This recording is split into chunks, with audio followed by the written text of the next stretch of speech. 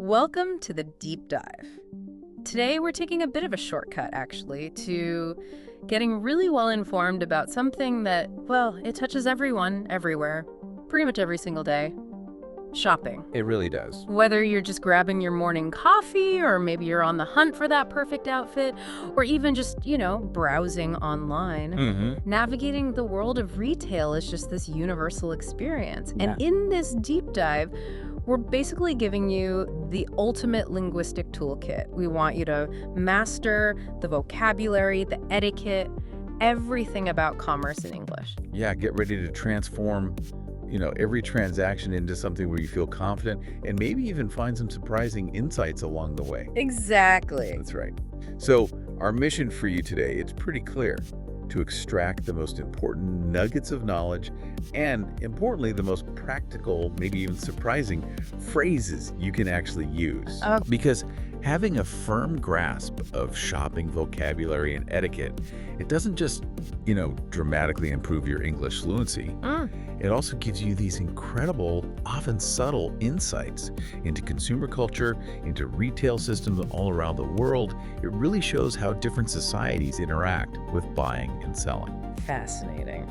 So let's start unpacking this. Okay, let's dive straight in then. We should probably start with some really essential terms, right? The basics. Absolutely, the foundational stuff. The things you'll definitely encounter, whether you're walking down the aisles of a physical store or maybe just clicking through items online. Where do we begin? Well, one fascinating observation right from the start, actually, is how even the most basic words can tell you something immediately about where you are or who you're talking to. Okay. Take the distinction between store and shop. Store versus shop. Yeah, I've noticed that. Exactly. At their core, they both mean pretty much the same thing. Any place where goods or services are sold. Could be a tiny independent bookstore, could be a massive supermarket chain. Right. But how they're used, that's a really clear dialectal signpost, especially across the Atlantic. The classic American English versus British English thing. It's like a little linguistic secret handshake for locals, isn't it? Precisely. You've hit the nail on the head. In American English, store is overwhelmingly the dominant term. You'd instinctively say, I went to the store to buy milk, or I'm heading to the department store. Yeah. The word shop in American English, it's often reserved for very specialized or maybe quaint businesses. Think, she owns a charming coffee shop. Okay. Or maybe even more commonly, it's used as a verb, like, I love to shop online during my lunch break. So if I casually mention popping to the shop while I was standing in, say, Times Square, I might get a bit of a funny look. You probably would, yeah. Yeah. Raised eyebrow, at least. And conversely, saying I'm off to the store in central London might sound a bit American, a bit transatlantic. Exactly. That's the nuance right there. In British English, shop is far more commonly used for almost any kind of retail place. Right. You'd hear, I popped into the shop for some bread, or I'll meet you outside the clothes shop. Okay. Now, they do use store in the UK, but it's much less frequent. And it's often specifically for those larger retail outlets, or maybe the American-style franchises that have, landed on their shores, like they opened a new department store downtown. Interesting. So for you, understanding these regional differences, it's actually more than just about picking the correct vocabulary. It's really about adapting more effectively to local contexts when you're communicating internationally. It's a small detail, sure, but mastering these tiny shifts, well, it doesn't just make you understood, it can make you sound more authentically local, instantly bridging a subtle cultural gap. That's a fantastic distinction, really practical. So with that foundational difference in mind, let's move on to the actual players and the elements within a typical shopping experience. Who do you meet? What do you interact with? Okay, good question. Let's start with the person who usually wraps things up for you, the cashier. Right, at the till Well- or checkout. Exactly. This is the individual who handles your payment right there at the point of sale. They'll scan your items, tell you the total amount, accept your payment, whether it's cash, card, maybe digital payment, and then finally they provide you with a receipt. Often the last person you speak to in the store. Very often, yes. Yeah. Then, when you're actually navigating a larger store like a supermarket, what are those pathways called? Those long corridors between the shelves. These are your aisles. These are the passages between shelves or displays, especially common in supermarkets or big retail outlets. It's where you, the customer, walk and browse for products. And they're usually organized by category. The cereal aisle, the cleaning supplies aisle. Got it. I always think of those long stretches in a grocery store as the aisle. But what about when you approach a specific service point, like in a bakery or a deli? That's usually when you're at a counter. Okay. This is typically a flat surface where you approach the staff directly for a specific service. You'll find them in bakeries, obviously, where you order your bread or cakes. At a deli counter for sliced meats or cheeses. Yeah. In pharmacies for medication. Or even in department stores for customer service. Or maybe specific product consultations, like at a makeup counter. Right.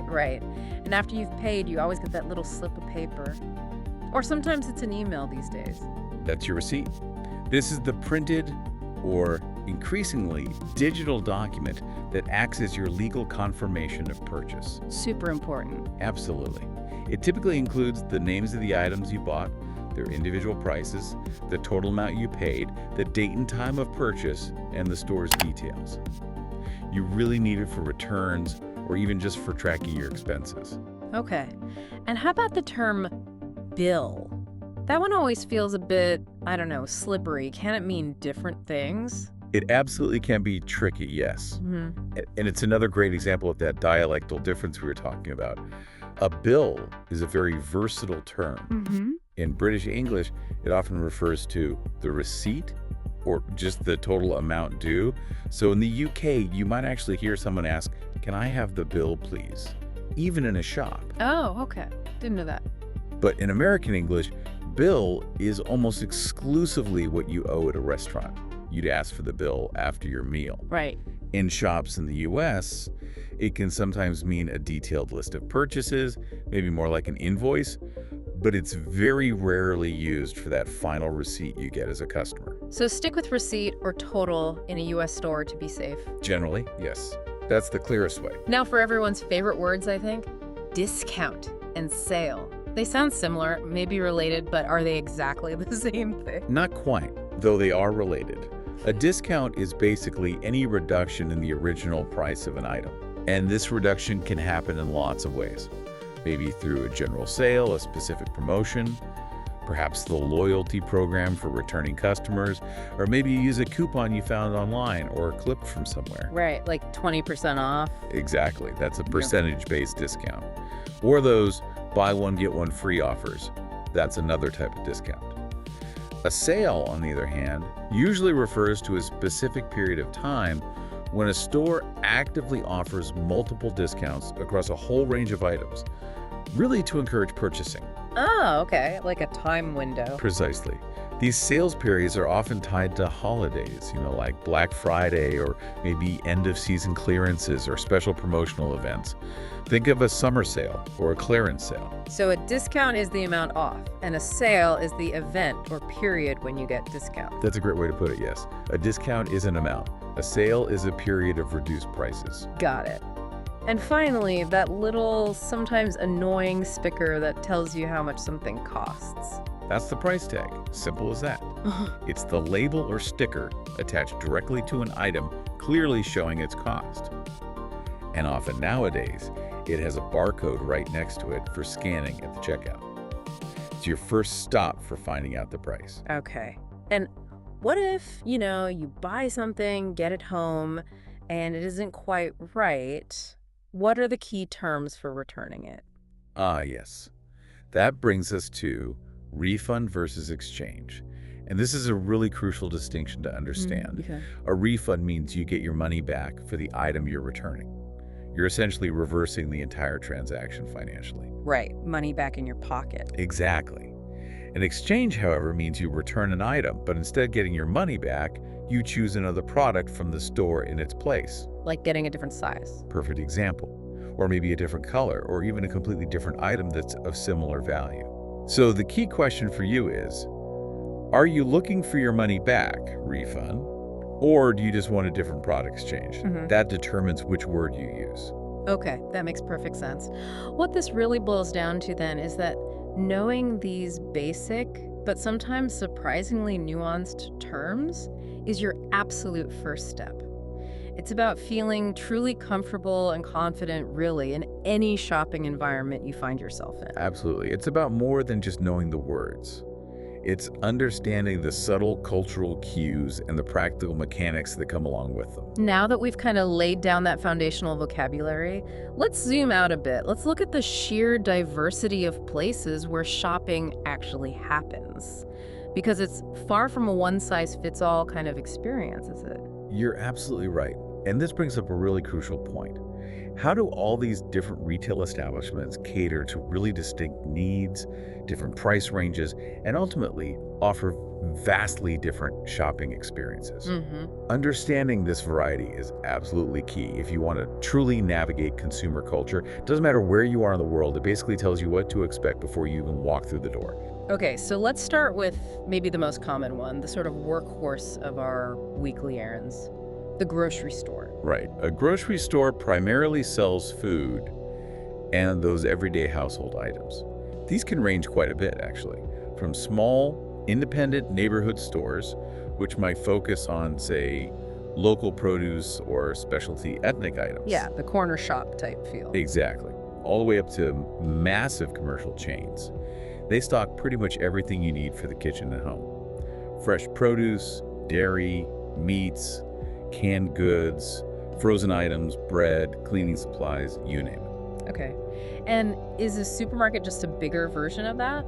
Essentially, yes. A supermarket is generally a larger, often much more comprehensive version of a grocery store. Gotcha. Supermarkets offer a significantly wider variety of both food and non-food items, and they're typically meticulously organized into those specific, often numbered aisles we talked about. Think of the global giants like Tesco in the UK, or Walmart supercenters in the US, or maybe Carrefour in Europe. These places aren't just somewhere to buy food anymore. They've really become these central hubs for a huge portion of a household's weekly shopping. Often they have their own bakeries, delis, sometimes even pharmacies right inside. Right. And then there's the grand, often quite historic, department store. These almost feel like an institution sometimes, more than just a shop. They absolutely are, in many ways. A department store is a fascinating concept in itself. It offers this vast range of products, all under one, usually quite large, roof. But the key is that it's divided into specialized departments. Like mini stores within the store. Precisely. You'll find distinct sections for things like men's clothing, women's clothing, cosmetics, electronics, home goods, maybe even furniture. They really aim to be a one-stop shop for a lot of different needs, often with a more curated, sometimes more upscale feel. They tend to emphasize service and selection. Can you give some iconic examples? Sure. Think of Macy's in the US, or the famously luxurious Harrods in the UK, or maybe the architecturally stunning Galeries Lafayette in France. They often serve as these major anchor tenants in larger shopping districts or malls. Okay. Shifting from that grand, expansive scale to something much more intimate and specialized, what about a boutique? A boutique is quite a different animal altogether. Yeah. It's typically a small, very specialized shop. Often they focus on things like high-end fashion, unique accessories, or maybe artisanal, handcrafted products. Also very curated. Extremely curated. Boutiques are really known for offering a carefully selected range of designer items, maybe limited editions, or those handcrafted goods you won't find elsewhere. But what truly sets them apart, usually, is the emphasis on highly personalized customer service. Oh, that one-on-one interaction. Exactly. It's less about mass appeal and much more about unique, sometimes exclusive, offerings and a more intimate personal shopping experience. Okay. Then you have the opposite of intimate, maybe. The entire ecosystem of shopping all under one massive roof, the mall or shopping center. Right.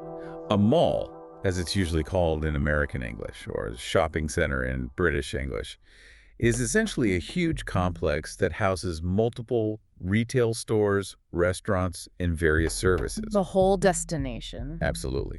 They're often designed to be full-day destinations. They frequently include things like food courts, cinemas, and other entertainment facilities, maybe arcades, or sometimes even indoor amusement parks or ice rinks. Wow. They can be absolutely enormous, creating this entire climate-controlled ecosystem dedicated to retail and leisure. Think of the Mall of America in the US, which is practically a city unto itself, or the sprawling Westfield London in the UK. Okay. And on a completely different end of the spectrum from, say, high-end boutiques or these massive malls, we have places that focus more on sustainability and affordability, right? That's where thrift shops or secondhand stores come into the picture. Right, charity shops sometimes. Exactly. These places sell pre-owned or used items, things like clothes, books, furniture, household goods, but it's significantly discounted prices. Many of them are indeed run by charities like Goodwill in the US or Oxfam in the UK, and the money they make often goes to support various social causes. So it's shopping with a conscience almost. In many cases, yes. They offer a really sustainable and budget-friendly way to shop. And let's be honest, you can often unearth some truly unique vintage treasures in them, which makes shopping there feel a bit like an adventurous hunt. I love a good thrift store find. Okay, now for those quick last-minute necessities, maybe late at night. There's the ever-present convenience store. Absolutely, the convenience store. It's typically a small shop, often open 24 hours, and strategically located in residential areas or other high-traffic zones like train stations or near highways. Built for speed. Totally. They sell those everyday essentials you might suddenly need. Snacks, drinks, toiletries, basic groceries like milk or bread, sometimes even hot food or coffee. They're designed for pure speed and fulfilling immediate needs. Perfect for that forgotten gallon of milk or a late-night chocolate craving. Got it. Global examples. Think 7-Eleven, which you find pretty much worldwide, or maybe Circle K, which is very common in North America. Okay, and then the retail giant that has just fundamentally changed how we all shop, often without us even leaving our couch. That would undoubtedly be online stores or e-commerce platforms. The internet takeover? Pretty much. This is by far the dominant form of retail today for many people. These are essentially websites and mobile applications that allow you to browse and purchase goods or services from the comfort of your own home or really anywhere you have an internet connection. The selection is incredible. Unparalleled selection, often with global reach. You can buy from anywhere. And the convenience is incredible. Think Amazon, obviously, eBay, Alibaba, or maybe Etsy for handcrafted and unique goods. They've completely revolutionized access to products from virtually anywhere in the world. Okay. And finally, there's a relatively newer concept, but it seems incredibly trendy and dynamic in the retail landscape these days. You must be talking about pop-up shops. Exactly. Tell us about those. Pop-up shops are basically temporary retail spaces. They literally pop up for a limited time, could be a few days, a few weeks, maybe a season. They're often tied to special events, new product launches, or specific seasonal offerings. Why do brands use them? Lots of reasons. They use them to create buzz and excitement, maybe to test out new markets or products without the huge financial commitment of a permanent store, or sometimes to offer exclusive, immersive brand experiences that you can't get online. They're a really creative, fleeting, and highly dynamic part of the retail scene, designed to generate excitement and a sense of urgency. Get it before it's gone. Right. Here's what feels like a truly surprising insight, actually. Just recognizing these different types of shopping venues, it doesn't just help you efficiently find what you need. It fundamentally changes how you understand the specific shopping culture of any city or even any online space you're in. Each type seems to dictate a certain way of interacting, a particular set of expectations for both the shopper and the seller. That's a brilliant point. It really is the key to unlocking the unspoken rules of retail in different contexts. It's fascinating, isn't it, how shopping reveals so much more than just our consumer habits. Yeah. It's like this vibrant mirror reflecting cultural identities, economic structures, technological advancement, even our deeply personal preferences. Mhm. It's really a window into society itself, telling a story about how we value things, how we acquire them, and how we interact around goods. Okay, let's delve into some of the major dimensions of these shopping scenarios now. Starting with, I guess, the quintessential modern debate.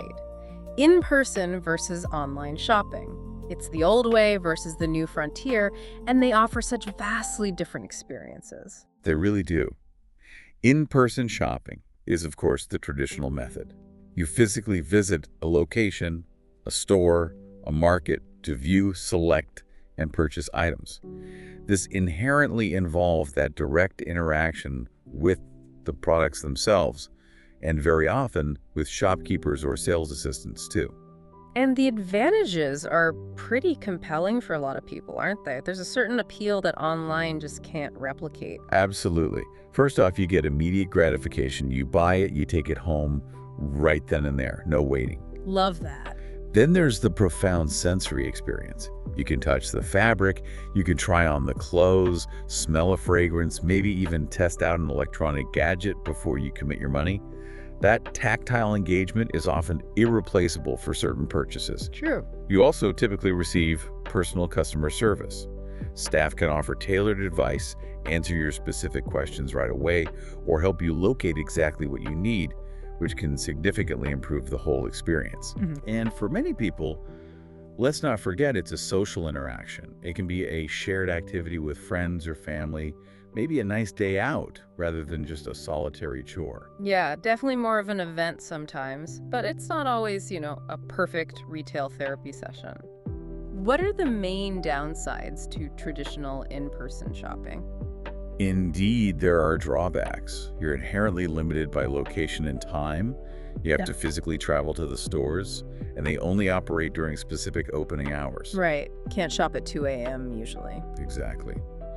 You might also encounter crowds and waiting standing in long lines, especially during peak seasons or big sales events, which can be really frustrating. Ugh, the worst. And there are practical inventory limits. A specific item, maybe the size or color you want, might simply not be in stock at that particular local branch, even if the company has it available elsewhere or online. So where do we typically do this in-person shopping? Your typical settings are those bustling malls, the charming independent boutiques, sprawling department stores, or just the lively local high street retailers you find in most towns and cities.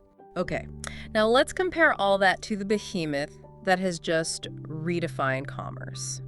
Online shopping.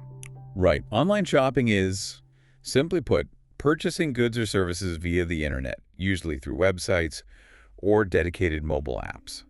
Its advantages are almost a direct counterpoint to the disadvantages of in-person shopping. Like what? Well, first, unparalleled convenience. It's available 24/7 from literally anywhere you have an internet connection. Sure. On your couch, on the bus. Mm-hmm. There's often a much wider selection. You can browse international stores, find niche markets, or track down specialty items that might be impossible to find locally. Yeah, the global marketplace. Exactly. Yeah. It's also significantly easier to compare prices across multiple different sellers almost instantly. You can check 5 websites in 2 minutes. True. Very easy to price check. And of course, the ultimate convenience for many. The product gets delivered directly to your door.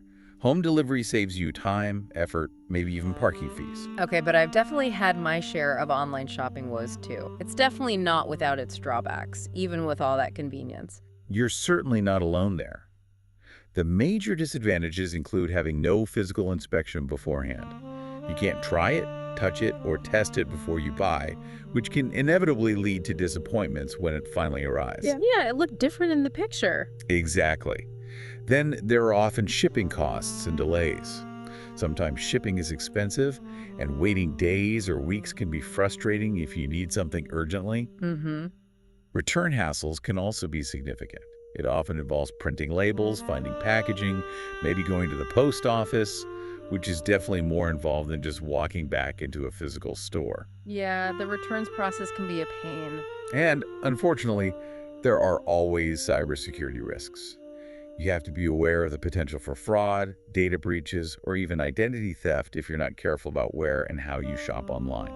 So the big players here are. The really popular platforms include giants like Amazon, eBay, AliExpress, Etsy for handmade and vintage goods, and of course, countless brand-specific websites selling their own products directly. But the retail world isn't static, is it? We're starting to see some interesting hybrids emerge that try to blend the best of both the physical and digital worlds. Absolutely. Things like click and collect, where you order online but then pop into the store to pick it up. Yeah. That's a perfect example. It combines the convenience of online browsing with the immediate gratification of getting your item quickly. Yeah, I use that quite a bit. And we're also seeing emerging technologies like virtual try-ons, using augmented reality, or AR, to bridge that gap between the digital and physical. Imagine using your phone's camera to see how a new pair of glasses or a specific shade of lipstick would actually look on you before you buy it, all from your living room. Wow, the future is here. It's getting there. Yeah. So this brings up that crucial question again. Which shopping scenario is truly best for you? Well, it really depends entirely on your immediate priorities at that moment. Are you looking for that immediate gratification and the sensory experience? Or do you need the widest possible selection and ultimate convenience? Do you prioritize a personal touch and advice? Or are you perfectly comfortable with a more remote, efficient, maybe automated transaction? Your needs really dictate your ideal shopping path. Okay, shifting gears slightly. There's another very common scenario you might find yourself in, even if you're not actually planning to buy a single thing at that moment. Window shopping. Ah, yes, window shopping. It's the simple act of browsing through shop displays and looking at products typically from outside the store, or maybe just wandering inside, but without any immediate intention of making a purchase. It seems like such a passive activity, but you're saying it's more than just looking. Oh, definitely. Ah. It might seem passive, but it's a very common and actually quite culturally rich behavior. It serves several purposes. Like what?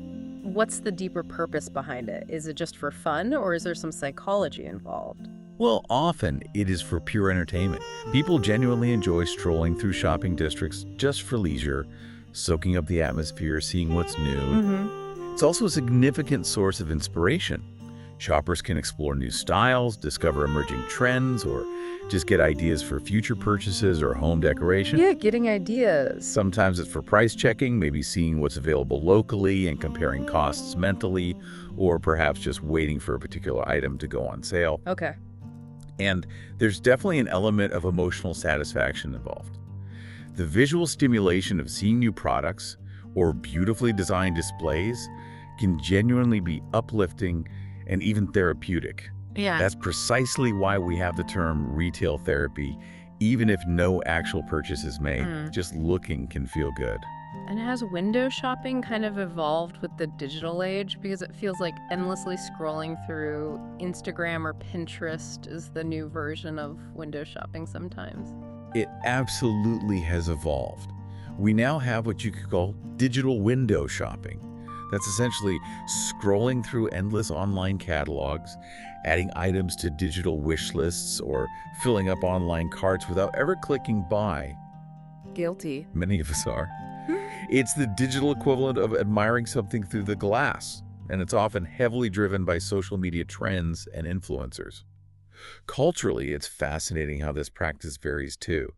In France, they have a wonderful term for it, lèche vitrine, which literally translates to window licking. Huh, window licking. Yes, and it's considered this quintessential leisurely weekend activity.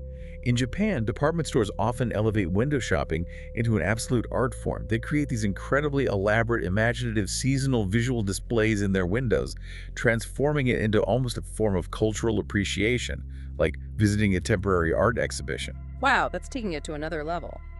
Okay, so from just browsing, let's explore two vastly different types of retail environments now.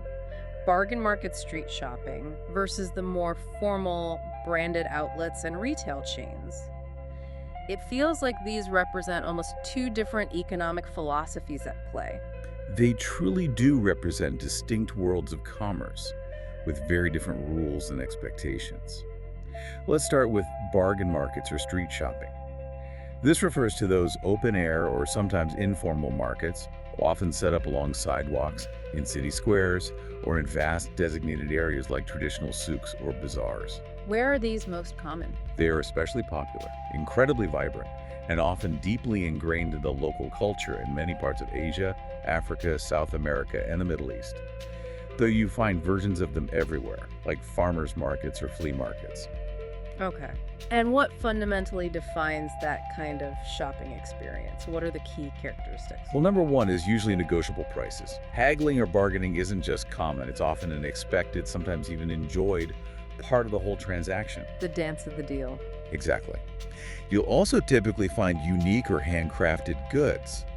Many items might be handmade, vintage, locally sourced, or simply not mass-produced like you find in chain stores. Right, one-of-a-kind stuff. They are also undeniably budget-friendly, generally catering to everyday consumers who are looking for a good deal, and they boast this uniquely lively sensory atmosphere, often noisy, colorful, crowded, filled with diverse smells from food stalls perhaps, and there's often a strong sense of community or local buzz. Can you give some famous examples? Sure, think of the absolutely labyrinthine Chatuchak Weekend Market in Bangkok, or the eclectic punky Camden Market in London, or the aromatic vibrant souks you find in Morocco. Okay. But they must come with their own set of considerations or maybe challenges. They certainly do. Quality assurance can vary wildly. You might find a fantastic hidden gem, or you might buy something that falls apart pretty quickly. Buyer beware is often the motto. There's often no formal return policy. Most items are sold as is final sale, so you need to be sure before you buy. Right, no refunds usually. And also, many of these markets are still cash only, meaning digital payments or credit cards might not be an option, so you need to make sure you have enough local currency on you. Okay. Now let's contrast that entirely with the world of branded outlets and retail chains. Right. These stores are typically part of larger, established retail brands. You usually find them in modern malls, dedicated shopping centers, or as prominent standalone locations on high streets. And their characteristics are pretty much the opposite. Largely, yes. They almost always have fixed pricing. There's no haggling. Yeah. The price is clearly marked on the price tag, and that's what you pay. Okay. There's usually strong brand assurance. This means you can expect consistent quality, a certain design aesthetic, and often a guaranteed standard associated with that brand name. Right, you know what you're getting. Exactly. Customer rights are also typically much clearer and more formalized. You'll find explicit return and refund policies prominently displayed or available online. And they usually offer diverse payment options, including credit cards, debit cards, contactless payments, and sometimes even financing options for larger purchases like electronics or furniture. Examples are everywhere. Global giants like Zara for fast fashion, Nike for sportswear, or the sleek, minimalist Apple Store for electronics. Okay. And what are the common trade-offs you make when you choose these branded stores over, say, a bargain market? Well, generally you're looking at higher prices. You're paying a premium for the brand name, the guaranteed quality, the marketing, and typically a more polished, controlled retail environment. Makes sense. And the items themselves are usually less unique. They are mass-produced, designed to be sold globally, so you're less likely to find something truly one-of-a-kind compared to a local market. So the striking implication here, the big takeaway, is that understanding these fundamentally distinct shopping environments helps you enormously. It helps you set your expectations correctly for pricing, for quality, for the possibility of returns, and it also dictates your behavior and your interaction style. Whether you're hunting for a unique bargain and maybe a bit of cultural exchange, or you're looking for guaranteed quality and straightforward customer service, knowing these differences is basically your roadmap to navigating the retail world effectively. And that leads us absolutely perfectly into what feels like a truly fascinating dimension of shopping. The profound cultural differences you encounter when you're shopping abroad. I can just imagine that simply walking into a store can be a completely different social experience depending on where you are on the globe. Oh, absolutely. Shopping customs, expectations, the whole etiquette around it can vary significantly from country to country, and they often reflect these really deeply ingrained cultural norms. Being keenly aware of these differences can truly enhance your travel experiences. It can prevent awkward misunderstandings, and ultimately, it makes you a more respectful and savvy global citizen when you're out there spending your money. Okay, let's start with something we often just take for granted, or maybe think is standard, but which actually has a lot of hidden nuance: tipping and service etiquette in a retail context. Right. It's not just restaurants.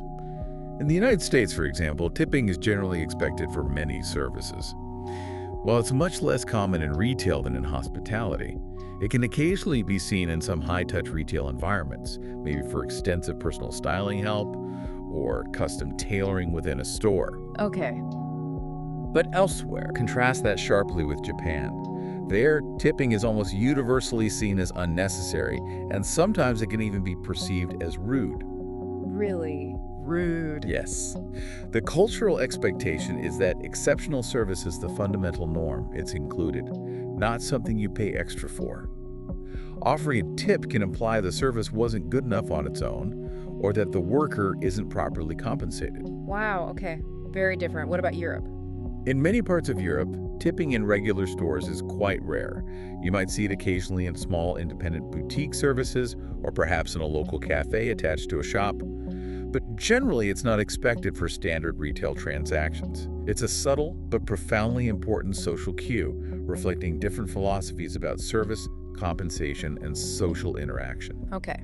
And bargaining. We touched on this with markets, but it's such a huge one, isn't it, in terms of cultural expectation versus fixed prices? It's absolutely paramount to understand this one. Bargaining, or that negotiation over price, is a common and often fully expected practice in many parts of the world.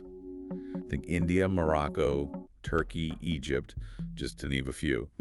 Especially in traditional markets, bazaars, and smaller independent shops, it's often not just about saving a bit of money. It can be a social dance, a respectful engagement with the vendor that builds rapport and connection.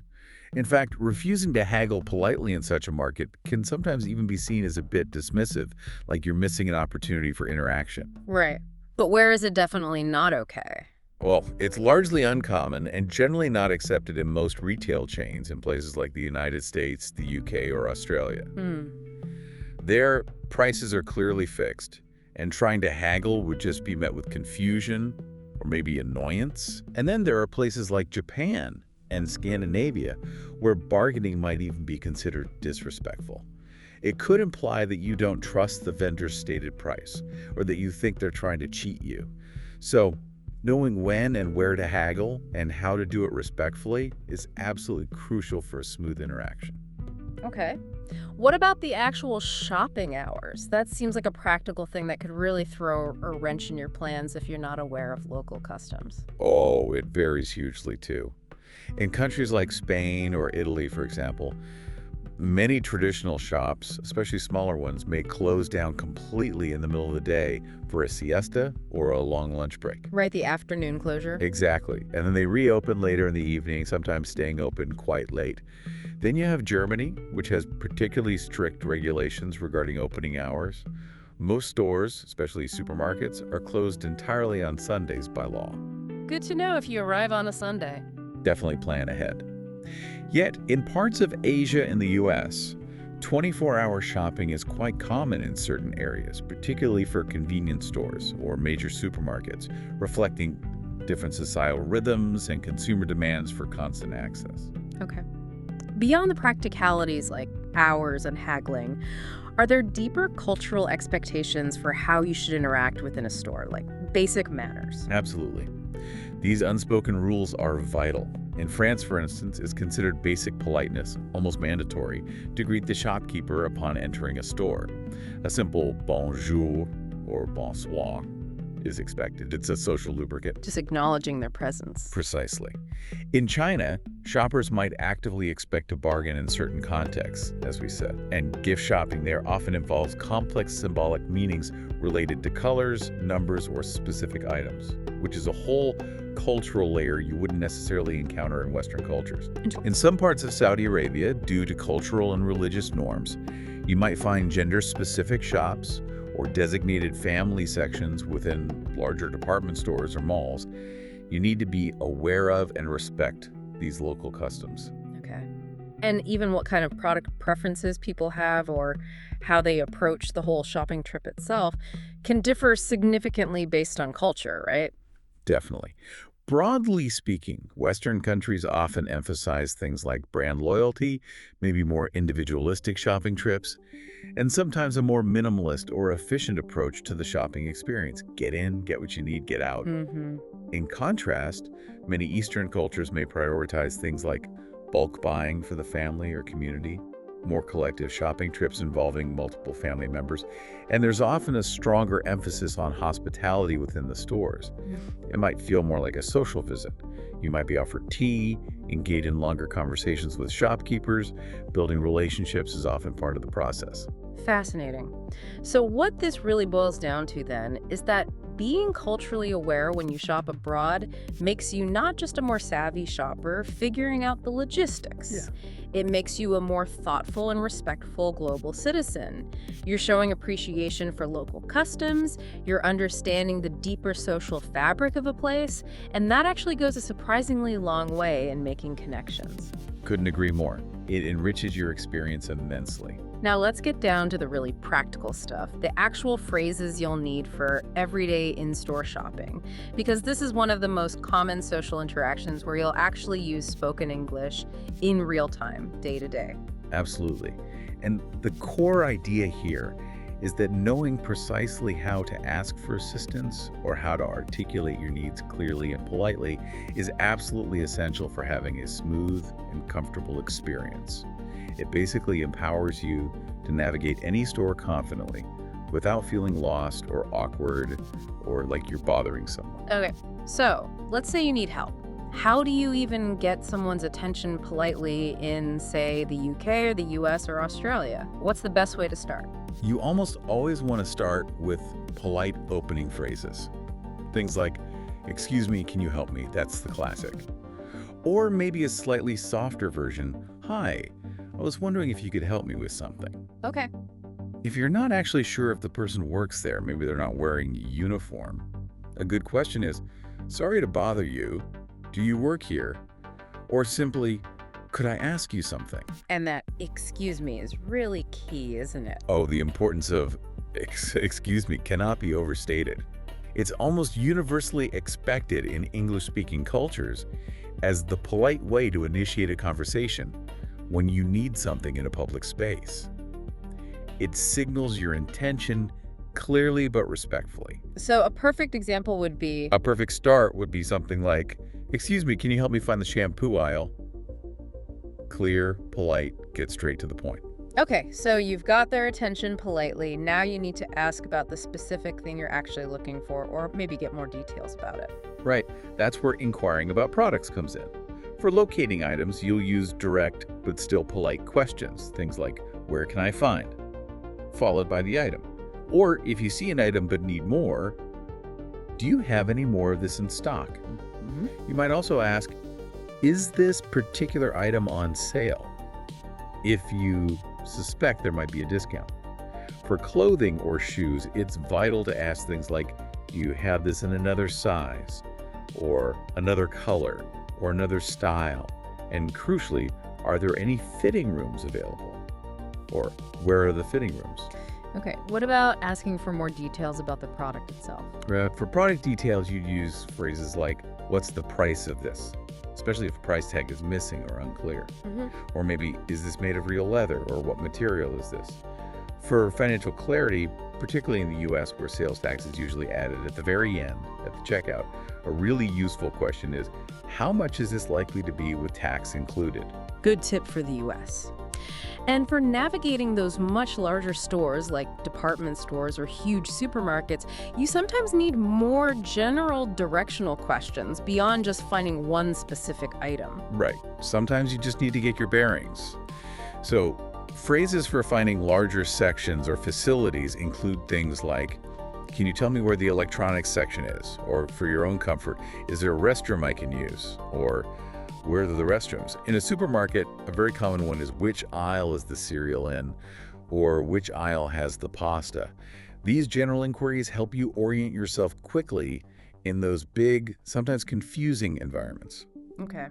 And trying on clothes or testing products, that's absolutely key for so-on purchases, especially clothing, shoes, maybe electronics or makeup. How do you ask about that? It truly is essential for confidence in buying. For clothing or shoes, you'll directly ask, can I try this on?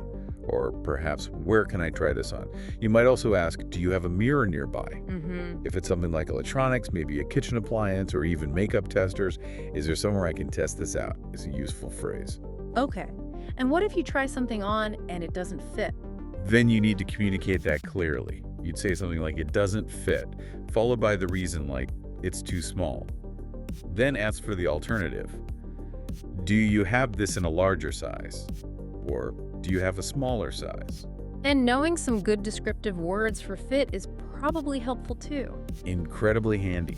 Useful adjectives include too tight, uncomfortably small, too loose, too big, bit snug, which means comfortably tight, often a good thing, just right, perfect fit, too long or too short for sleeves or trousers. You might even use tactile descriptions like, this material feels scratchy, or this one feels much softer. Okay, great. So you've made your selections, you've tried things on, you're happy. Now you're at the final hurdle, the checkout, the till. This is where the actual transaction concludes. Right, at the checkout, as the customer, you'd signal your intent to buy clearly with phrases like, I'd like to buy this, please. Yeah. Or maybe just put your items down and say, this will be all for me, thanks, indicating you're finished shopping. And then payment questions. When it comes to payment, standard questions are, can I pay by card?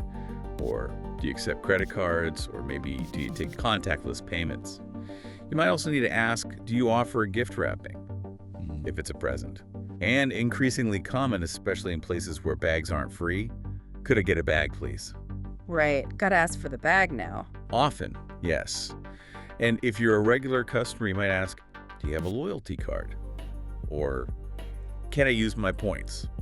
And what are some common things the cashier might say to you? On the cashier's side, you'll frequently hear common prompts like, will that be cash or card? Or just cash or card. They might ask, would you like a receipt? Or sometimes they just give it to you. They might prompt you, do you have the store card? Or are you part of our loyalty program? And hopefully they might say something nice like, you saved $10 today with the promotion. Nice. And it really all cycles back to that underlying principle of politeness, doesn't it? We keep saying it, but it seems so fundamental in English-speaking shopping contexts. It's not just about what you say, but how you say it. Absolutely crucial. Can't stress it enough. Always, always use please and thank you. They are the magic words. Using those softening phrases we mentioned earlier is also vital in English to avoid sounding demanding. For instance, asking, could you tell me where I might find this?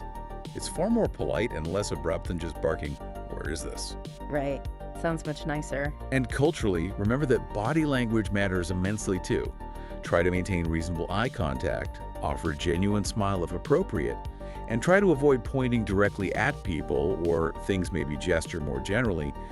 These small nonverbal gestures really help to lubricate the entire social interaction and make it smoother. Okay. To bring this all to life, let's imagine a couple of those brief everyday interactions as they might actually play out in a store. How about a scenario where you're asking for a different size? Customer. Excuse me, can you help me for a moment? Staff. Of course, what can I help you with today? Customer. I really love this shirt, but I think I need a medium. Do you happen to have this in a medium? Staff. Let me just check in the back for you. It'll only take a moment. Please wait here. Okay, nice and simple.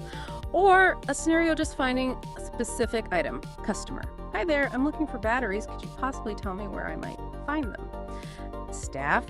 Certainly. They're located in aisle 5, right next to the light bulbs over there. Oh, great. Thank you so much for your help. I appreciate it. Exactly. These simple, polite exchanges are your fundamental toolkit.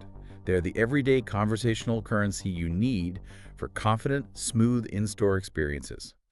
Master these, and you're well on your way. Okay, now let's talk about a really key aspect of any shopping interaction, the part that ultimately dictates how the transaction concludes. And that revolves around price and payment.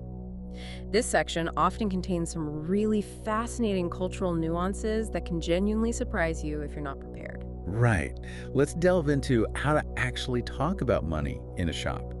From simply asking how much something costs, which seems basic but can be phrased differently, to perhaps even trying carefully to get a better deal in certain situations. It's not just about the numbers, is it?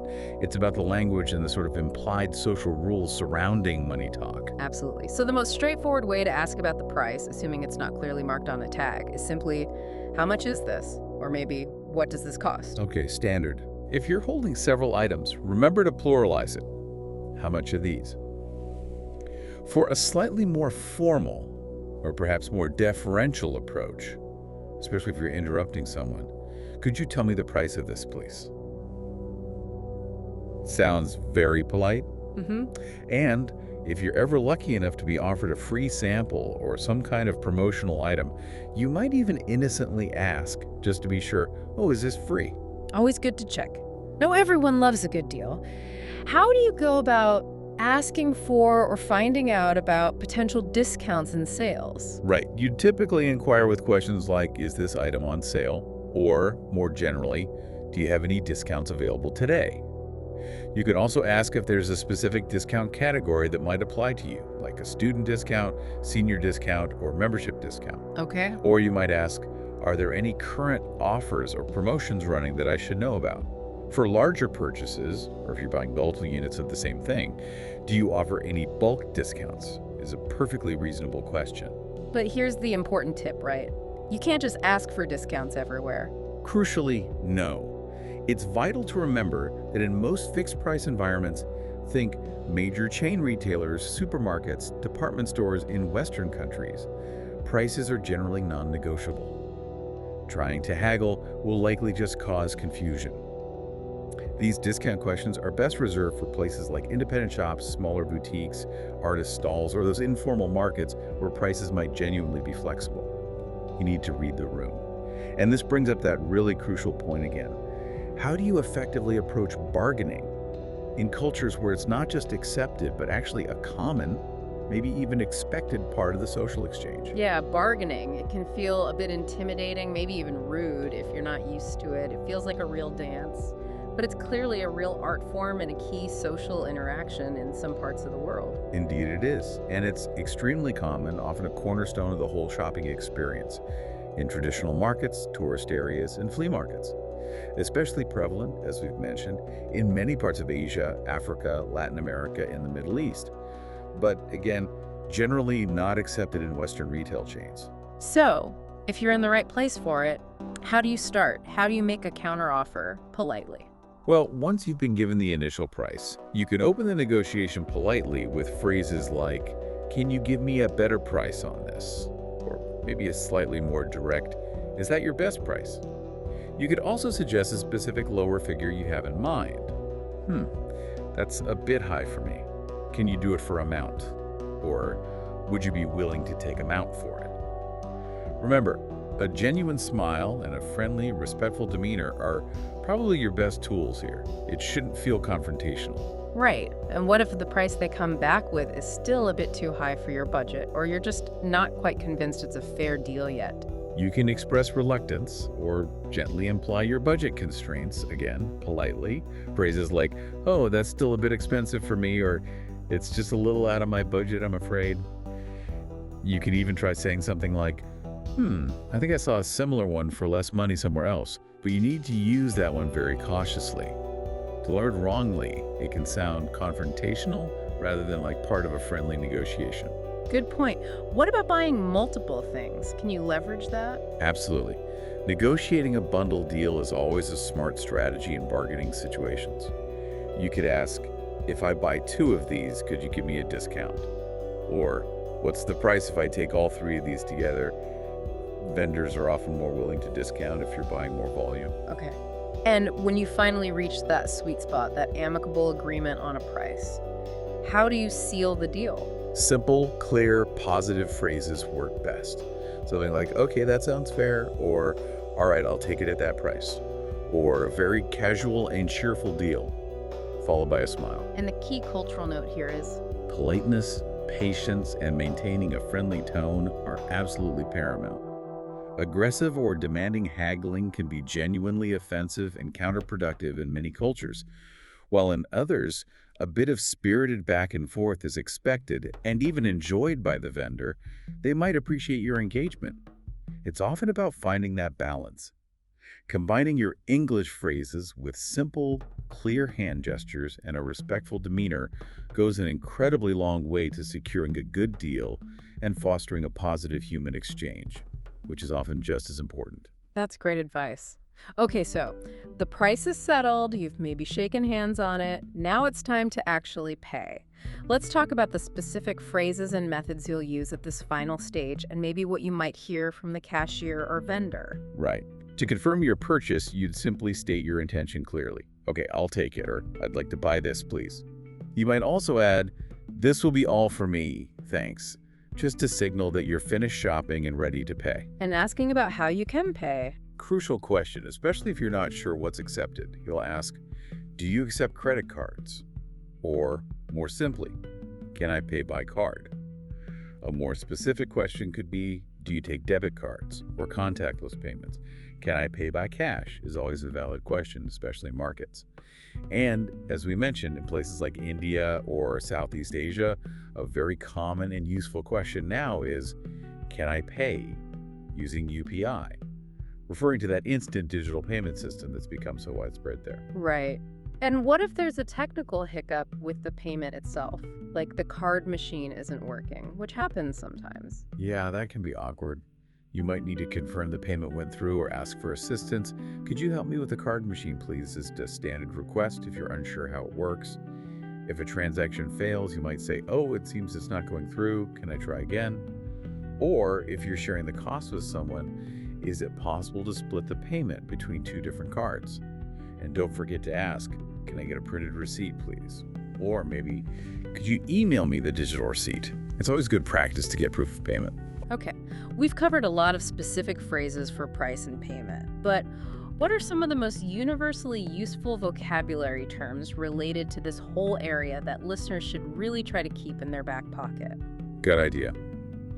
Beyond the specific phrases, definitely remember key terms like price tag, the label with the cost, cash, referring to physical money, notes and coins, card, for credit or debit cards, POS, which stands for point of sale, often referring to the checkout system or machine itself, QR code, increasingly used for various digital payment scams, bill receipt, remembering the subtle differences we discussed, discount, a price reduction, the concept of paying in installments, spreading payments over time for larger items, refund, getting money back, and tax, the extra amount often added, especially in the US. Okay, great list. Let's maybe run through a couple of quick scenarios again, just to illustrate how these price and payment phrases play out in a real interaction.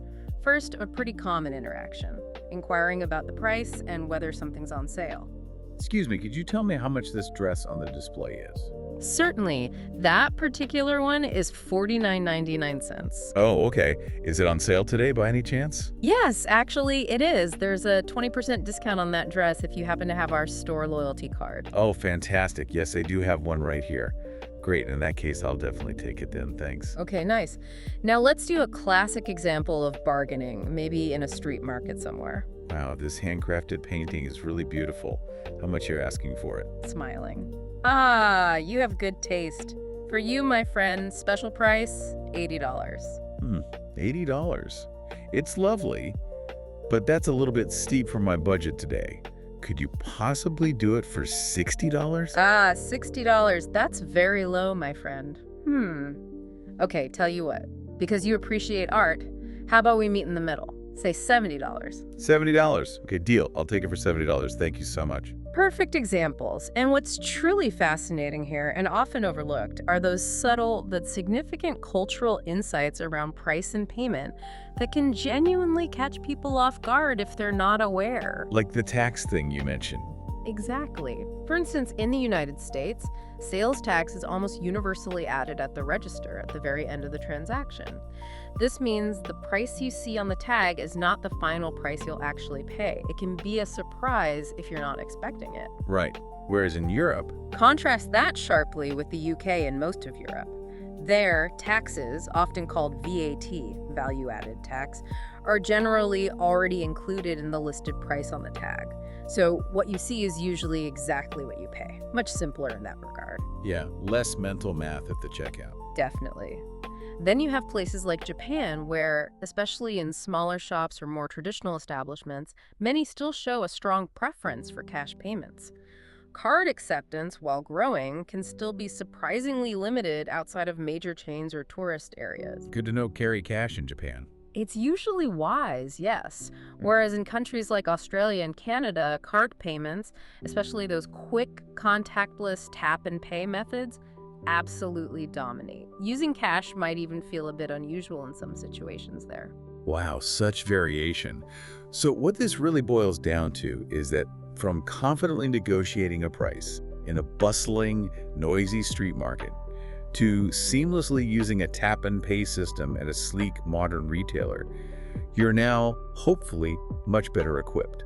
You understand not just the essential words and phrases, but also the crucial cultural context and practicalities behind them, which makes all the difference. Exactly. You're ready for almost any transaction. Okay, shifting gears again.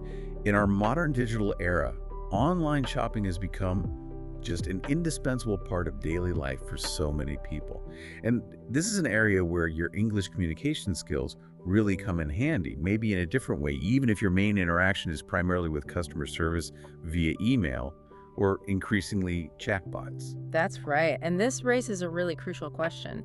How do you effectively navigate inquiries, handle potential issues, and manage transactions when you can't physically see the product, and often you're not even speaking directly to a human being? It really comes down to using precise language and understanding the conventions of the digital retail landscape. Okay, let's start with something fundamental for online shopping. Checking item availability. Because stock levels can change incredibly quickly in the online world, can't they? They really can. Things sell out fast. So you might need to use phrases like, is this item currently in stock? Or, more specifically, is size medium available in this shirt? If something you want is currently sold out, incredibly useful phrases are, will this item be restocked soon? Or even better, can you notify me by email when it's back in stock? Yeah, I use that notification feature a lot. It's very handy. Most platforms also try to clearly indicate the stock status right on the product page with common terms like in stock, low stock, or only 2 left, out of stock, or sometimes available for pre-order. So definitely keep an eye out for those common phrases that give you immediate information. Okay, and delivery. That's often the absolute biggest concern and sometimes the biggest frustration for online shoppers, myself included. What are the key questions here? Oh, delivery is paramount online. Common phrases you'll need include, what's the estimated delivery time frame for this item to my location? When can I expect my order to arrive? Quote, do you offer faster options like express or next day shipping if I need it quickly? How much is the shipping fee? Or the question everyone loves to ask, is free shipping available perhaps if I spend over a certain amount? Right, and understanding the tracking updates. Yes. You should also try to familiarize yourself with the common shipping status terms you'll inevitably see in tracking updates. Things like processing, which means your order is being prepared in the warehouse. Shipped or dispatched, it's left the warehouse and is on its way. In transit, it's moving through the delivery network. Out for delivery. Exciting, it's on the local truck heading to your address today. And finally, the blessed delivered. Okay, and if you need help with tracking, If you need to track it yourself and haven't received details, you'd ask, can I please get the tracking number for my order? Or if the information seems stuck, a common issue is, The tracking information hasn't updated for a few days. Could you look into it? These are key phrases for chasing up deliveries. Okay. Now, returns and refunds seem even more critical when you're shopping online, mainly because you can't physically inspect the items before you buy them. Hmm. It feels almost inevitable that sometimes something won't be quite right when it arrives. That's absolutely right. The distance factor makes returns more complex. So you need to be confident using phrases like, can I return this item if it doesn't fit me or isn't quite what I expected? What is your specific return policy? Always check this before buying if possible. Do I need to pay for the return shipping costs? As this varies hugely between retailers, and maybe how long does a refund usually take to process once you receive the item back? Okay. And any specific vocabulary for online returns? Yes. Useful vocabulary here includes understanding the return window. That's the specific period, like 14 or 30 days, you have to initiate a return. The difference between an exchange, getting a different size item, and a refund, getting your money back. The term return label, the sticker you often need to print for shipping it back. And being aware of any non-returnable items, which are often specified for things like underwear, earrings for hygiene, or custom-made products. Always check the fine print. Good advice. What about payment options online? And the concept of cash on delivery, which seems quite common for online purchases in some regions, but not others. Right. Payment phrases are obviously crucial for online transactions too. You might need to ask, do you offer cash on delivery, COD, if that's your preferred or common method in your region? Or, more typically in many places, can I pay using PayPal? Or can I use my credit debit card? Or maybe, can I pay using UPI, if that's relevant? It's always, always wise to ask or check, is the payment process secure on your website before you enter any sensitive financial details? Secure checkout is key. Absolutely. And some sites, especially for more expensive items, might offer installment plans, so you could ask, can I pay for this in installments? A vital, practical tip here. Always look for those visual secure payment indicators, like the HTTPS and the web address bar and the little padlock icon, especially when you're on the page where you enter your personal and payment details online. Protect yourself. Okay. Now, even with the best online systems, things go wrong sometimes. Late deliveries, or worse, missing orders. It's a common frustration. How do you handle that calmly and effectively through customer service? Yeah, it happens. Clear, precise, and polite communication is absolutely key here. You'd use phrases like, hello, I haven't received my order yet, and it was expected to arrive by mention the date. Or maybe, my package seems to be delayed according to the tracking. Could you please check the status for me? A particularly frustrating one is when tracking says delivered, but it's not there. The tracking says my order was delivered yesterday, but I haven't received anything at my address. Could you investigate? Right. And what if you need a resolution? You might need to directly ask for a solution, like, can you please resend the item? Or perhaps issue a refund if it's lost. When you contact customer service about a missing order, it's incredibly important to provide all the necessary important details right up front to save time. Always include your order number, the exact date you made the purchase, a clear description of the items, and confirm your correct delivery address. This helps them find your order and resolve the issue much more quickly. Okay, and what if the item does arrive, but it's broken, faulty, or maybe just the wrong thing entirely? Right, another common online shopping hazard. For damaged or faulty items, you need to be direct and clear in your communication. State the problem. The item I ordered arrived damaged when I opened the box. Or maybe, this electronic product is defective. It stopped working after only one use. What are my options for resolution? If they sent the wrong thing, I received the wrong item. I ordered product X, but I received product Y instead. And what do you ask for then? You'd then clearly ask for the solution you want. Can you please send a replacement? Or do I need to return the damaged incorrect item first? Helpful steps to take proactively include taking clear photos of the damage or the incorrect item as soon proof. Always include your order number in your email or chat, and attach any relevant notes or digital receipts you have. Providing evidence like photos speeds up the resolution process considerably. Okay, let's look at a couple of sample dialogues again, maybe from the source material. just to see how these online customer service interactions might play out in practice. First, a common delivery concern about a late package. Hello, I'm contacting you because I haven't received my order yet. The order number is number. It was supposed to arrive yesterday according to the tracking, which hasn't updated since Tuesday. Chatbot or agent. I'm very sorry to hear about this delay with your order. Thank you for providing the order number. Let me track it for you right now and see what the latest status is. Thank you. Please let me know if it's still expected today or if there seems to be a problem we need to resolve. Okay, clear and polite. Now, how about reporting a damaged item? Hi, I just opened my package, order number, and unfortunately the shoes I ordered arrived damaged. One of the soles is already coming off the shoe. Oh dear, I'm very sorry to hear that. That's certainly not the quality standard we aim for. Could you possibly reply to this message with a quick photo showing the damage? Once we can see it, we'll arrange for a replacement pair to be sent out immediately or issue a full refund if you prefer. So sorry for the inconvenience. Perfect. The striking implication here really is how these specific phrases and this clear way of communicating empower you. They help you confidently navigate the often impersonal, sometimes frustrating, digital marketplace.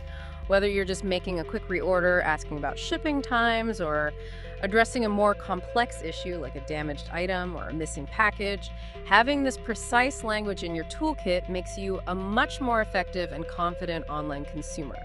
You can get things sorted. Now, let's connect this to the bigger picture for a moment. The act of returning a product or maybe making a formal complaint, it's actually a common and often quite necessary part of exercising your rights as a consumer.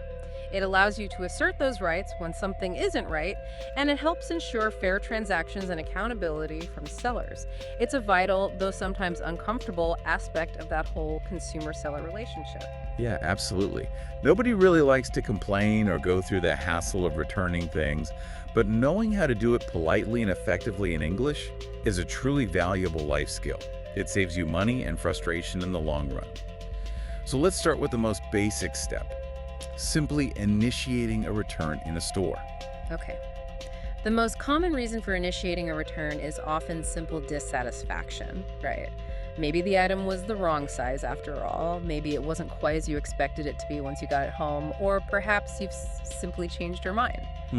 Happens all the time. Exactly. So you'd approach the customer service desk or cashier and use phrases like, "Hello, I'd like to return this item, please." Or maybe give a bit more context. "I bought this jumper last week, but unfortunately it doesn't fit, so I've changed my mind and would like to return it." You might also ask directly about the outcome you want. Is it possible to return this for a full refund? And the crucial tip here is, always check the store's return policy before you go, or even before you buy if possible. This policy is usually posted prominently near the checkouts, on the back of the receipt, or definitely available on their website. Look carefully for specific time limits, like 14 days, 30 days, 90 days. Any conditions, for example, must be unworn with original tags attached, original packaging required, and what proof of purchase they require. Knowing the policy up front saves a lot of hassle. okay, what about that really common problem? You want to return something, but you don't have the receipt anymore. You've lost it or threw it away. That can make things tricky, right? It absolutely can make things much trickier. You might have to politely ask, "I seem to have lost my receipt. Is it still possible to return this item?" Or perhaps explain a bit more. "I no longer have the receipt, I'm afraid, but I definitely bought this here just last week, maybe on Tuesday." If it was a gift, asking, "Is a gift receipt acceptable for a return or exchange?" is a key question. And what can you expect the store to say in that situation? Be prepared for different outcomes, as store policies vary wildly on this. They might offer you store credit as an alternative to a cash refund. They might allow an exchange for another item of the same value. They might, unfortunately, completely deny the return without valid proof of purchase. Or, sometimes, if you paid by card, they might be able to find the transaction using your card details, or they might ask for identification to track your purchase history if you have a loyalty account. It really depends on the store's policy and systems. Okay, now product fit and sizing issues you mentioned, this is a massive reason for returns, especially with clothing and footwear, whether bought online or even in store after a quick try-on. Absolutely huge reason. So you need to clearly state the problem. Unfortunately, this doesn't fit me, or be more specific. It's too tight around the waist, or it's too loose on the shoulders. For shoes, a simple, these shoes are the wrong size for me, works. Then clearly state the solution you're seeking. Can I please exchange this for a different size? Or could I try the next size up, down? And stores are often quite helpful with this. Many reputable stores, especially clothing retailers, offer easy exchanges, or sometimes even provide free return shipping specifically for fit-related issues because they recognize it's such a common challenge for shoppers, particularly when buying online without trying things on first. They want to make it easy for you to get the right fit. Okay. Now, what if the issue is more serious? What if the product is actually defective or faulty? Yeah. It's not just a matter of preference or fit. The thing is broken or doesn't work properly. Right, this is a different category, and it strongly invokes your consumer rights. You need to clearly and calmly state the problem. I'm afraid this product seems to be defective, or the item doesn't work correctly. If it was broken upon arrival, it was actually damaged when I opened the box. You then clearly state your request. I think this is faulty. Can I return it for a working one or get a refund? Or maybe this is not as described on your website, the advertisement. And what can you expect the store to do then? What are their procedures usually? Store procedures for defective items can vary.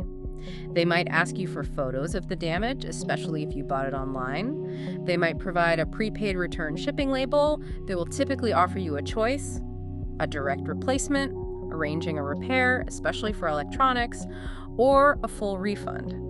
Sometimes, for complex items, they might refer you to the manufacturer's warranty for service. And the important tip for dealing with faulty goods. The most important tip is to report any defect as soon as you possibly can, ideally well within the store's stated return window.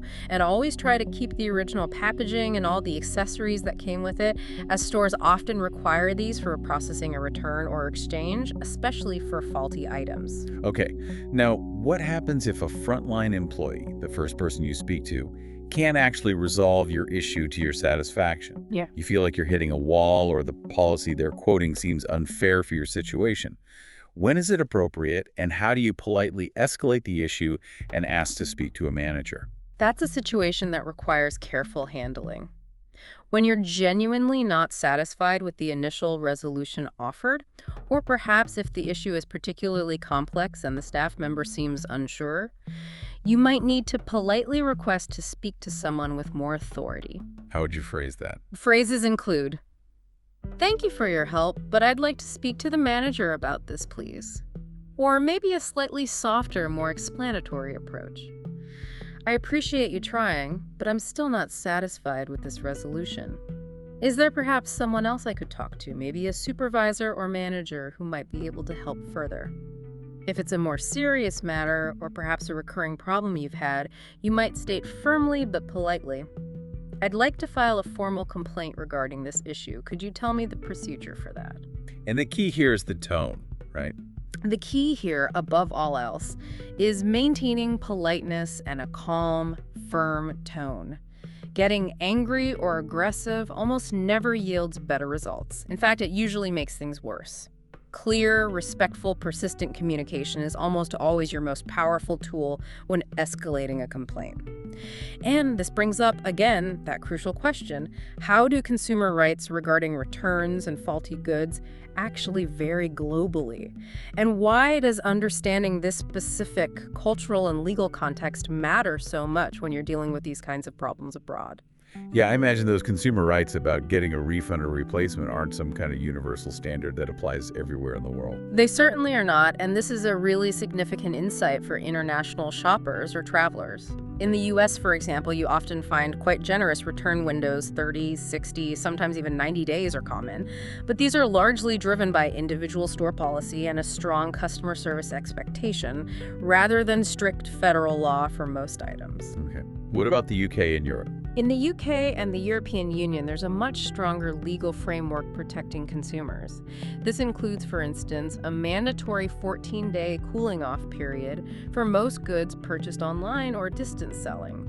This gives you a legal right to return items within that time frame for almost any reason, even if you just change your mind. Wow, 14 days by law. That's strong. It is. However, contrast that with somewhere like Japan. There, the general return culture is much more conservative. Many stores, especially for non-defective items, simply do not allow returns or exchanges once purchased. Returns are generally only accepted if the product is genuinely faulty. It's a stark contrast to the more liberal return policies common in many Western countries. These differing legal frameworks and cultural norms profoundly shape consumer expectations and store policies. And culturally, the very act of returning something can feel different too. Absolutely. In some cultures, particularly some Asian cultures, the act of returning an item can sometimes be seen as impolite, maybe even a bit shameful, perhaps suggesting a lack of foresight or careful consideration on the part of the buyer. Whereas in others, like the US, returning items is a completely normal, accepted, almost expected part of the shopping process. Nobody bats an eyelid. So your language and your tone matter immensely here. Using those softening phrases we talked about and maintaining a respectful demeanor are always incredibly helpful, regardless of the local norms. Okay. Let's hear a couple of quick sample dialogues again that illustrate these potentially tricky return or complaint situations. First, that common scenario, trying to return something without the receipt. Hi there, I'd like to return the sweater I bought yesterday, but I seem to have misplaced the receipt. I'm really sorry. Okay, I understand. Unfortunately, our store policy does require proof of purchase, like a receipt, to issue a cash refund. Oh, I see. Okay, I don't have the receipt. But is an exchange perhaps possible then? Or maybe store credit? Yes, absolutely. Without the receipt, we can definitely offer you store credit for the current selling price. Or you can exchange it for another item of equal value right now. Okay, so a resolution was found. Now for a more serious issue. Dealing with a defective product soon after purchase. Excuse me, I bought this electric kettle here just 2 days ago, but I'm afraid it doesn't turn on at all. I think it might be faulty. Oh dear, I'm truly sorry to hear that. That's not good at all. Do you happen to still have the original packaging and the receipt with you? Yes, thankfully I kept everything. I brought it all with me right here. Great, thank you. Okay, since it's clearly defective and you have the receipt, we can either exchange it for a brand new one straight away, or we can issue you a full refund back to your original payment method, whichever you would prefer.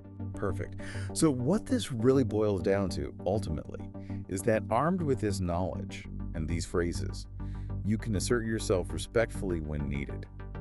You can confidently explain problems, understand potential outcomes, and work towards constructive solutions. It really ensures you get a fair deal, even when things don't go exactly as planned with your purchase. It's about being an empowered and informed consumer. Couldn't have said it better myself. It's about navigating those bumps in the road effectively. Now, here's a striking observation about shopping that might seem obvious, but its implications run deep. Shopping fundamentally transcends being just a simple transactional exchange of money for goods. It's always inherently a social interaction, and it's governed by these often unspoken rules, by manners, and by profound cultural expectations. Politeness, in particular, truly plays a significant, almost invisible role in determining how smooth and pleasant your entire experience will be for both you and the staff. Yeah, that makes sense.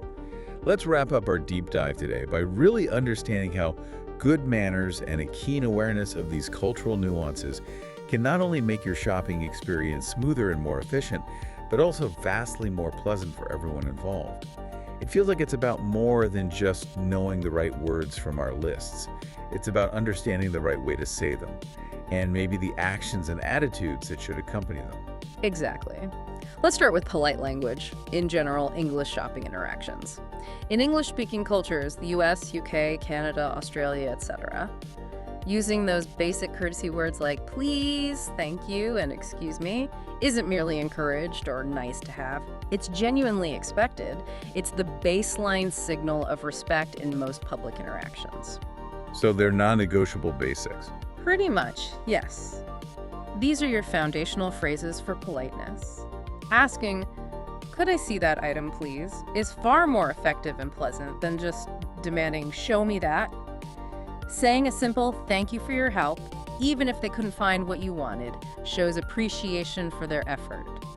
And as we've established, excuse me, can you help me? Is the almost universal polite opener for any interaction with staff when you need assistance. And you mentioned politeness in questions specifically. That nuance about not being too direct, which can be tricky for language learners, right? It's a critical point and a common stumbling block. Standard English, particularly British English, but also common in American politeness norms, often uses indirect language and softening phrases to sound less demanding and more polite. Instead of a very direct, maybe abrupt sounding question like, "Where is the shampoo?" which can come across as a command, you'd ideally opt for something like, "Could you possibly tell me where the shampoo is located, please?" Other examples of those softeners. Other great softening expressions include starting with, "Would you mind showing me?" or "I was just wondering if you could help me find," or "Do you happen to know where?" These kinds of phrases subtly reduce the abruptness, they make your request sound less like a demand, and they generally foster a much friendlier, more cooperative interaction. Okay. Beyond just the words we use, what about our actual behavior in the store? How should we act to show genuine respect to the sales staff we interact with? Right, nonverbal cues and general demeanor are huge. Positive behaviors that generally resonate well include making reasonable eye contact, not staring, but not avoiding either, offering a friendly smile when appropriate, maybe greeting staff with a hello or good morning if they greet you, using polite and calm tones of voice, even if you're frustrated, and genuinely thanking them for their time and assistance at the end of the interaction, regardless of whether you made a purchase. Any specific phrases that show respect? Simple phrases like, "I really appreciate your help with this," or if you're just looking and they offer help, a polite, "No thank you, I'm just browsing for now, but thank you," shows respect for their offer. And things to definitely avoid. Conversely, you should actively try to avoid behaviors often perceived as rude. For example, don't speak loudly on your mobile phone right at the checkout counter while the cashier is trying to serve you. Don't snap your fingers or whistle to get a staff member's attention. Try not to raise your voice even if you have a complaint. Stay calm. And try not to completely ignore staff if they greet you politely when you enter their section. And culturally, the expected vibe can differ too. Yes, there's a cultural insight here too. In many English-speaking countries, particularly the US and Australia, retail staff are often trained to be quite cheerful, proactive, and engaging. "Hi, how can I help you today?" Customers are generally expected to reciprocate with a reasonably friendly demeanor. In Japan, however, as we touched on, a quieter, more formal, humble politeness is far more common from both staff and customers, and overly effusive interactions might even feel a bit uncomfortable.